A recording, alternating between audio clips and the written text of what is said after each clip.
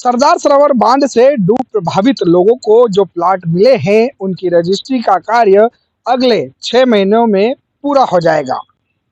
यह बात आज इंदौर कमिश्नर सुदाम खाड़े ने धर्मपुरी में कही। नमस्कार, मैं हूँ राजकुमार सोलंकी और आप देख रहे हैं प्रांत न्यूज। प्रांत न्यूज पर आज जो खबर है वह पुनर्वास प्लाटों की रजिस्ट्री से जुड़ी हुई है। आपको बता दें कि धार जिले के धर्मपुरी में शासन के द्वारा आज एक शिविर का आयोजन किया गया। इस शिविर में सरदार सरोवर बांध से डूब प्रभावित लोगों को जो प्लाट मिले हैं, उनकी रजिस्ट्री के संबंध में कागज लिए गए और इसमें विशेष रूप से इंदौर के जो कमिश्नर है सुदाम खाड़े और एनवीडीए के अधिकारी उपस्थित रहे। लोगों से चर्चा करी, लोगों को जानकारी दी कि किस तरीके से उनको जो प्लाट मिले हैं उनकी रजिस्ट्री होगी। इस दौरान लोगों ने रजिस्ट्री और प्लाटों से जुड़ी हुई समस्या और अपने सवाल भी जवाबदार अधिकारियों से करे। अधिकारियों ने भी उनका जवाब बखूबी दिया और लोगों को अपनी बात समझाने के पूरे प्रयास किए। जो शिविर के दौरान बातचीत हुई, जो चर्चा हुई, उसमें एक बात यह साफ निकल कर आई है कि अगले 6 महीने के भीतर जो साफ सुथरे मामले हैं रजिस्ट्री के, सबसे पहले उनको निपटाए जाएंगे। कहने की बात यह है कि जिन मामलों में कोई भी विवाद नहीं है, उन प्लाटों की निःशुल्क रजिस्ट्री शासन के स्तर पर की जाएगी। अच्छा, दूसरी एक बात और है कि यह रजिस्ट्री प्लाटों की होगी। मान लो सरदार सरोवर बांध से डूब प्रभावित लोगों को जो प्लाट मिले हैं उस पर उन्होंने भवन निर्माण कर लिया है, तो फिलहाल रजिस्ट्री केवल प्लाट की होगी। भूखंड पर जो निर्माण किया गया है उसकी रजिस्ट्री अगले स्तर पर की जाएगी। वर्तमान में केवल भूखंड की ही रजिस्ट्री शासन स्तर पर निःशुल्क करी जा रही है।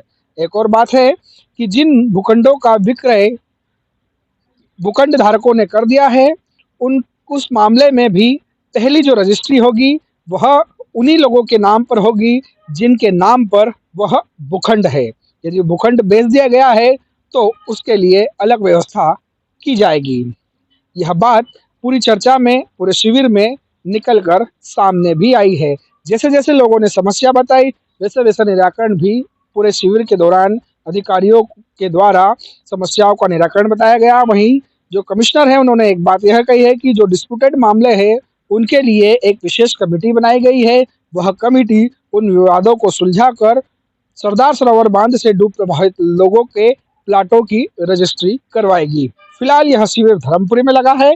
ऐसे शिविर सरदार सरोवर बांध से डूब प्रभावित प्रत्येक क्षेत्र में अलग अलग समय पर लगाए जाएंगे और वहां के डूब प्रभावित लोगों के प्लाटों की, उनके भूखंडों की जानकारी ली जाएगी। वहीं रजिस्ट्री से संबंधित जो दस्तावेज है वह भी लिए जाएंगे।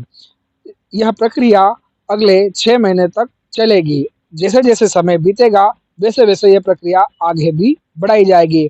वर्तमान में अगले 6 महीने के अंदर साफ सुथरे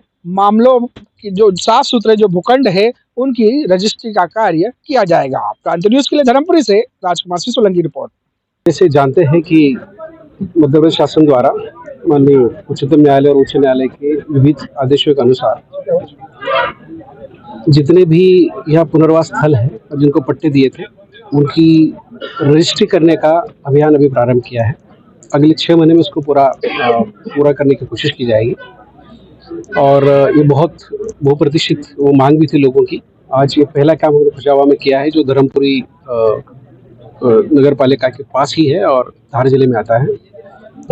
कुछ लोगों की आज समस्या आई थी, उसका हमने निराकरण किया है और लोग काफ़ी उत्साहित है ये सब करने के लिए और हम कोशिश करेंगे कि कम से कम लोगों को तकलीफ होते हुए हम इस काम को अंजाम दें। इसकी एक प्रक्रिया हमने निर्धारित की है जिसके बारे में लोगों को बताया है। जैसे कि पहली प्रक्रिया में हम लोगों से आवेदन ले लेंगे, उसका वेरिफिकेशन करवाएंगे, उसके बाद उसका रजिस्टर करने के लिए उसका एक स्लॉट हम बुक करेंगे और उनके आधार पर उनका रजिस्टर करके इन लोगों को उसको आगे दे देंगे।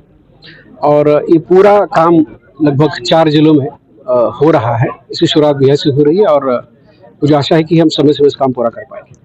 सर यदि कोई डिस्प्यूट की स्थिति बनती है तो उसका निवारण कैसे होगा? एक कमेटी हमने वहाँ पे बनाई है एग्जीक्यूटिव इंजीनियर की अध्यक्षता में, जो कमेटी जितने भी लोगों के क्लेम्स, दावे, आपत्तियाँ होती हैं, उन सभी का निराकरण लिखित में लिख के उसका निराकरण करेगी। उसको भी हमने नोडल अधिकारी, जहाँ सभी कलेक्टर्स और मैं स्वयं भी और हमारे ऑफिस के लोग भी उसको देख रहे हैं।